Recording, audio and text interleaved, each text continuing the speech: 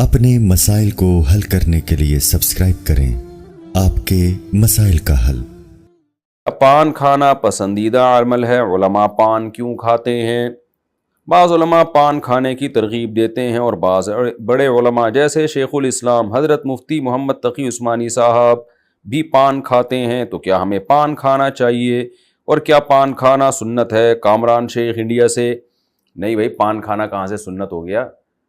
تمباکو صحت کے لیے نقصان دہ چیز ہے، کتھا چونا یہ نقصان دہ چیز ہے، بعض دفعہ گلے کا کینسر ہو جاتا ہے۔ باقی بعض بڑے علماء پان کھاتے ہیں تو وہ کھاتے ہیں، ترغیب نہیں دیتے، بلکہ وہ کوشش بھی کرتے ہیں چھوڑنے کی۔ اب حضرت مفتی تقی عثمانی صاحب جو پان کھاتے ہیں تو وہ ہمیں انہی کے شاگردوں نے بتایا کہ وہ بہت زیادہ مطالعہ کیا کرتے تھے تو نیند آتی تھی، تو اس سے بچنے کے لیے پھر پان کی عادت پڑ گئی۔ لیکن حضرت ہی کا سنا ہے کہ کئی دفعہ حضرت نے چھوڑنے کی کوشش کی، پھر دوبارہ عادت پڑ گئی۔ تو چونکہ حرام نہیں ہے، ناجائز نہیں ہے، تو اس لیے کھاتے ہیں، لیکن یہ کہ ترغیب نہیں دیتے وہ۔ تو ہمارے حضرت مفتی رشید احمد صاحب رحمہ اللہ تعالیٰ فرمایا کرتے تھے کہ بڑوں کو فالو کرنا چاہیے، لیکن اچھے کاموں میں۔ جن کاموں میں بڑا خود نہیں چاہتا کہ لوگ ہمیں فالو کریں تو ان میں بڑے کو کیوں فالو کریں گے؟ تو اگر آپ حضرت مفتی تقی عثمانی صاحب دامت برکاتہم سے پوچھیں گے کہ حضرت آپ پان کھاتے ہیں تو کیا میں بھی کھا لوں، تو مجھے یقین ہے کہ وہ آپ کو منع کریں گے، کہ وہ کہیں گے بھائی میں تو عادتاً کھاتا ہوں، لیکن یہ کوئی سنت یا ثواب نہیں ہے۔ عابد صاحب بنگلور سے پوچھتے ہیں کیا تمباکو اور سگریٹ کا کاروبار جائز ہے اور اس کی آمدن کا کیا حکم ہے؟ تمباکو اور سگریٹ کے کاروبار بہت سے علماء، عرب علماء خاص طور پر، ان کے نزدیک بالکل حرام ہے، تمباکو کا استعمال بھی، سگریٹ کا استعمال بھی۔ جو بر صغیر کے علماء ہیں، ہند و پاک اور بنگلہ دیش کے علماء، وہ تمباکو اور سگریٹ کو مکروہ کہتے ہیں، حرام نہیں کہتے۔ تو عرب علماء کی جو دلیل ہے وہ یہ ہے کہ قرآن مجید میں صاف طور پر اللہ نے حکم دیا ہے کہ اپنے آپ کو ہلاکت میں مت ڈالو۔ اس میں قرآن کی بہت ساری آیتیں ہیں کہ، اور وہ کہتے ہیں کہ جو سگریٹ ہے اور تمباکو، اس کا کوئی فائدہ نہیں ہے، نقصان نہیں ہے۔ سگریٹ کینسر کا ذریعہ بنتی ہے اور بہت ساری بیماریوں کا ذریعہ بنتی ہے، اور تمباکو بھی اسی طرح بالآخر انسان کو موت کی طرف لے جاتا ہے۔ تو خودکشی جیسے کھمبے سے چپک کے مرنا حرام ہے، تو ایسے ہی سلو پوائزن دے کے اپنے آپ کو مارنا بھی ناجائز ہے۔ جو بر صغیر کے علماء ہیں وہ یہ کہتے ہیں تمباکو اور سگریٹ یہ مکروہ ہے، حرام نہیں ہے۔ مکروہ کا مطلب، مکروہ اس لیے ہے کہ اس سے انسان ہلاک تو ہوتا ہے لیکن یقینی ہلاکت نہیں ہے۔ کئی لوگ 20 سال تک سگریٹ پیتے رہتے ہیں، کچھ بھی نہیں ہوتا ان کو، اور یعنی یقینی نہیں ہے۔ وہ کہتے ہیں وہ خودکشی جس میں موت یقینی یا غالب درجے میں ہو، وہ اس خودکشی کو ہم حرام کہیں گے۔ باقی جو آپ ایسی چیزیں استعمال کر رہے ہیں جو صحت کے لیے نقصان دہ لیکن فوری ضرر اس کا نہ ہوتا ہو، بلکہ اس کی تلافی بھی ہو سکتی ہے، جیسے تمباکو یا سگریٹ سے جو نقصان ہوتا ہے، بعض دفعہ اس کی کسی دوا کے ذریعے یا ایسی صحت مند خوراکیں کے ذریعے کہتے ہیں کہ اس کی تلافی بھی ہو سکتی ہے۔ تو ناپسندیدہ تو ہے اس لیے کہ بہرحال نقصان دہ ہے، اس پہ تو تمام ڈاکٹروں کا اجماع ہے، لیکن فوری نقصان نہیں ہوتا۔ یعنی آپ اس کو اس خودکشی پہ قیاس نہیں کر سکتے کہ ایک آدمی کھمبے سے چپک کے فوراً مر جائے اور ایک سگریٹ پی کے مرے، تو دونوں خودکشیوں میں زمین آسمان کا فرق ہے، اس میں یقین نہیں ہوتا۔ اس کی مثال ایسے جیسے شوگر کا مریض اگر لڈو کھائے تو اس کو ہم حرام تو نہیں کہیں گے، اس لیے کہ بہرحال اس میں موت یقینی نہیں ہوتی، حالانکہ نقصان شوگر کے مریض کو لڈو کھانے کا ہوتا ہے لیکن فوری نقصان نہیں ہوتا، اس کے اثرات دیر پا ہوتے ہیں۔ ہم جو پانی پی رہے ہیں یہ بھی نقصان دہ، یہ جو ہوا آلودہ ہو رہی ہے ڈیزل کاروں سے اور وہ جو دھواں چھوڑ رہی ہیں گاڑیاں، تو وہ بھی تو حرام ہے، ناجائز ہے، اس لحاظ سے کہ اس سے بھی انسانی صحت کو نقصان ہو رہا ہے، لیکن اس کو ایسا حرام نہیں کہیں گے کہ جیسے کھمبے سے چپک کے مرنے والا، خودکشی کرنے والا۔ تو اپنے آپ کو نقصان پہنچانے کے درجات ہیں، فوری نوعیت کا ضرر ہو تو وہ بالکل حرام ہے، اور اس سے کم درجے کا ہو تو حرام نہیں، مکروہ ہے۔ تو ہم یہ نہیں کہہ رہے کہ سگریٹ پئیں اور لوگوں کو پلائیں، بہرحال یہ ناپسندیدہ ہے، مکروہ ہے۔ اور اگر کسی کو ڈاکٹر بتا دیں کہ آپ کے لیے سگریٹ انتہائی نقصان دہ اور آپ کے موت کا غالب گمان ہے کہ آپ سگریٹ پی کے، یعنی آپ کے غالب گمان ہے کہ آپ مر جائیں گے، تو پھر ایسے شخص کے لیے یقیناً سگریٹ پینا حرام ہو جائے گی۔ تو اس لیے یہ گندا کام ہے، علماء بر صغیر بھی اس کو اپریشیٹ بہرحال نہیں کرتے۔ مکروہ کا مطلب یہ ہوتا ہے کہ کوئی کرنے کی چیز نہیں ہے، نہ اس کا بزنس کرنا اچھا کام ہے اور نہ سگریٹ پینا اور تمباکو کھانا اچھا کام ہے۔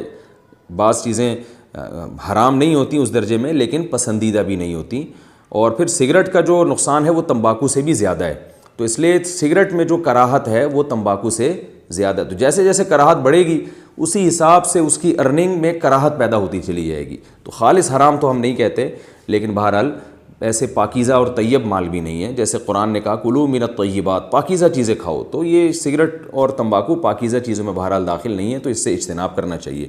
لیکن ہم بہرحال اس کو بالکل ایسے حرام ہونے کا فتویٰ نہیں دیتے، ناپسندیدہ ہونے کا، مکروہ ہونے کا فتویٰ دیتے ہیں. نشہ آور چیزوں میں حلال اور حرام کا حکم. اسلام میں ہر نشہ والی چیز حرام ہے، تو کیا گٹکا کھانا، سگریٹ پینا وغیرہ یہ سب بھی حرام ہے؟ محمد قربان انڈیا سے. دیکھیں گٹکا اور سگریٹ یہ نشے کی چیزیں نہیں ہیں. نشے کا جو نشے سے جو نشہ اسلام میں حرام ہے نا، وہ نشہ ہے جسے پی کے دماغ بہک جاتا ہو، چاہے عملاً بہکے نہ بھی بہکے، لیکن اس میں یہ صلاحیت ہو دماغ کو بہکانے کی. جیسے شراب ہے، چرس ہے، ہیروئن ہے. ہیروئن پی کے کیسے دیکھیں بہکی بہکی باتیں کر رہے ہوتے ہیں. تو یہ چیزیں اسلام میں حرام ہے. سگریٹ اور پان اور گٹکا میں ایسا نشہ نہیں ہے کہ پی کے دماغ سٹھیا جائے انسان کا. تو ان کے ناجائز ہونے کی وجہ ہے صحت کو نقصان. تو گٹکا کتنے لوگ ہیں جو کھاتے ہیں تو منہ کے کینسر سے ہلاک ہو گئے. سگریٹ کتنے لوگ ہیں جو پیتے ہیں تو ان کو ٹی بی ہو گیا، کسی کو کینسر ہو گیا. تو ان کو غلط اس لیے کہا جاتا ہے کہ یہ صحت کے لیے نقصان دہ ہیں بہت زیادہ، اس لیے یہ حرام ہے. اب جس کی صحت کو جتنا نقصان ہو رہا ہے اس کے لیے اتنا ہی درجے کا حرام ہے. اگر کسی کو سگریٹ پینے سے بالکل بھی نقصان نہیں ہو رہا تو پھر اس کے لیے مکروہ ہے، حرام نہیں ہے. کیونکہ ڈاکٹر کہتے ہیں ابھی نہیں ہو رہا، بعد میں جا کے ہوگا. تو لیکن چونکہ فوری یقینی نقصان نہیں ہو رہا تو اس کو پھر حرام نہیں کہا جائے گا، مکروہ کہا جائے گا. لیکن کسی کے بارے میں ڈاکٹر کہتے ہیں بھائی تم اتنے بیمار ہو گئے ہو، اگر تم نے سگریٹ پی تو تمہیں تو یقینی 100% نقصان ہے اور تمہیں موت کا خطرہ ہے، تو ایسے آدمی کے لیے سگریٹ پینا حرام ہو جائے گی. اور گٹکے کے بارے میں تو سارے ڈاکٹر یہی کہتے ہیں، اور ہم نے تو خود دیکھا ہے منہ کا کینسر کا ذریعہ بنتا ہے. لہذا گٹکے کو تو میرا خیال ہے کوئی بھی مفتی جائز نہیں کہے گا، کیونکہ اس کا نقصان یقینی ہے. اور پھر اس میں جو گندگی ہے منہ کے اندر جس سے دوسروں کو تکلیف ہوتی ہے، تو ایذائے مسلم کی وجہ سے بھی وہ ناجائز ہے.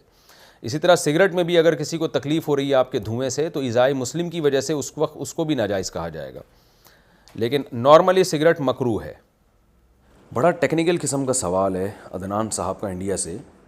کیا جنت میں سگریٹ اور گٹکا ہوگا؟ میں نے سنا ہے کہ جنت میں ہر خواہش کو پورا کیا جائے گا، تو کیا سگریٹ کے عادی کو جنت میں سگریٹ ملے گی یا نہیں ملے گی؟ جبکہ میں نے یہ بھی سنا ہے کہ جنت میں آگ نہیں ہوتی. عدنان بھائی مجھے لگ رہا ہے اچھا گمان رکھنا چاہیے، لیکن آپ کے سوال سے لگ رہا ہے آپ خطرناک قسم کے گٹکے اور سگریٹ کے عادی ہیں. بھائی مسئلہ یہ ہے کہ ہمارے پاس ایسی کوئی رپورٹ نہیں ہے کہ جنت میں گٹکا اور سگریٹ. جنت میں تو اچھی اچھی چیزیں ہوں گی، اور شہد کی نہریں ہیں، دودھ کی نہریں ہیں. رہا یہ مسئلہ کہ جن کو گٹکے کی عادت ہے اور سگریٹ کی عادت ہے تو وہ جنت میں کیا ملے گا، تو مجھے لگتا ہے پتہ نہیں ان کو جنت بھی ملے گی نہیں ملے گی. پہلے تو یہ سوچیں نا، جو سگریٹ اور گٹکے کے عادی ہیں، غلط چیز ہے، بری چیز ہے، وہ پھر بھی کھا رہے ہیں، اپنے دھوئیں سے لوگوں کو تکلیف دے رہے ہیں، بیماریاں پھیلا رہے ہیں. تو پہلے تو یہ سوال ہونا چاہیے کہ سگریٹ اور گٹکے کے عادی کو کیا سگریٹ اور گٹکا ملے گا، جنت ملے گی؟ تو جنت ملے گی تو پھر اگلی بحث ہوگی کہ سگریٹ گٹکا. تو میرا ذوق یہ کہتا ہے کہ سگریٹ اور گٹکے کے عادی لوگ اگر ان کو بالفرض جنت مل گئی، ان کی نیکیاں زیادہ ہوئیں یعنی وزنی ہوئیں، تو ان میں سگریٹ اور گٹکے کی شوق اللہ ختم کر دیں گے، کیونکہ جنت میں وہی جائے گا جو برائیوں سے پاک ہو. تو اچھی اچھی چیزوں کی عادت پڑ جائے گی ان کی، تو پھر وہ جنت میں جائیں گے. جنت میں پاک صاف لوگ جائیں گے. من جاء ربہ بقلب سلیم، قرآن کہتا ہے آخرت میں وہی کامیاب ہوگا جو اپنے رب کے پاس سلیم دل کے ساتھ، وہ دل جو سلامتی والا ہو، ہر گندگی سے پاک ہو چکا ہو. تو اللہ تعالیٰ گٹکے اور سگریٹ والوں کو پہلے پاک کریں گے، ان کے اچھی چیزوں کا شوق پیدا ہوگا ان میں، پھر وہ جنت میں جائیں گے. پھر ان میں گٹکے کی حاجت رہے گی نہیں، پھر ان کو شہد پینے کا دل چاہے گا، دودھ پینے کا. اور جو جنت کی شراب ہے تو وہ شراب میں بدبو نہیں ہے اور وہ گندگیاں نہیں ہیں جو شراب میں ہوتی ہیں. تو اس شراب کو دنیا کی شراب پہ قیاس نہیں کرنا چاہیے.